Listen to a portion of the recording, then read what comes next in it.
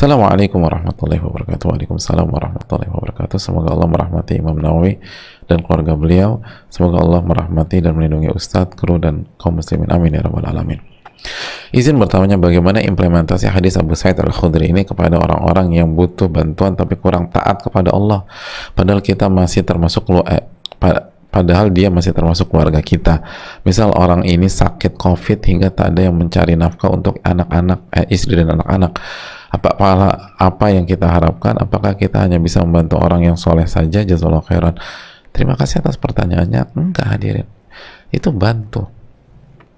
Nabi SAW itu ditanya tentang sedekah yang paling afdal. Lalu Nabi menjawab, di antara sedekah yang paling afdal itu ala dzi rahimin kasyih, kepada seseorang yang punya hubungan rahim, hubungan keluarga, saudara, dan kasyih, yang nggak baik, kalau bahasa kita tuh yang nggak baik, yang nggak soleh, yang nyebelin gitu loh, yang zolim. Itu salah satu sedekah terbaik. Kenapa? Karena itu menunjukkan keikhlasan. Karena ketika kita bantu dia, kemungkinan dia nggak akan balas budi buat kita, nggak akan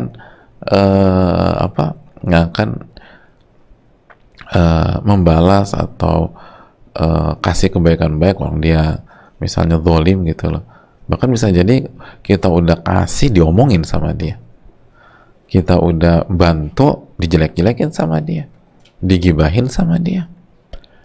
Nah, orang-orang kayak gitu kalau tetap kita bantu, kita kasih, itu menunjukkan atau itu indikator keikhlasan bagi kita gitu.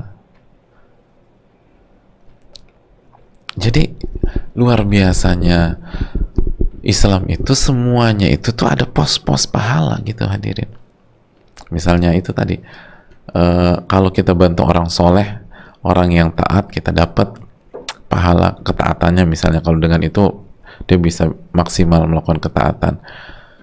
Tapi kalau kita bantu yang yang keluarga yang gak soleh, gak taat, kita mungkin nggak dapat apa-apa dari aktivitas dia. Aktivitas dia nggak jelas, buang-buang waktu, bahkan maksiat, tapi kita bisa dapat dari pintu keikhlasan. Itu indikator keikhlasan. Terus yang berikutnya, dengan kita bantu mereka, semoga ini bentuk dakwah, gitu loh. Orang yang lagi sakit, khususnya misalnya COVID, itu kan ego seseorang tuh akan turun hadirin. Keangkuhan seseorang yang punya keangkuhan, nggak semua ya, yang punya keangkuhan akan turun. Yang sombong tuh sombongnya akan turun drastis. Nah, itu kesempatan besar buat dakwah. Bantu hadirin, niatkan karena Allah, kita berharap pahala dakwah. Wallahu ta'ala a'lam bishawab.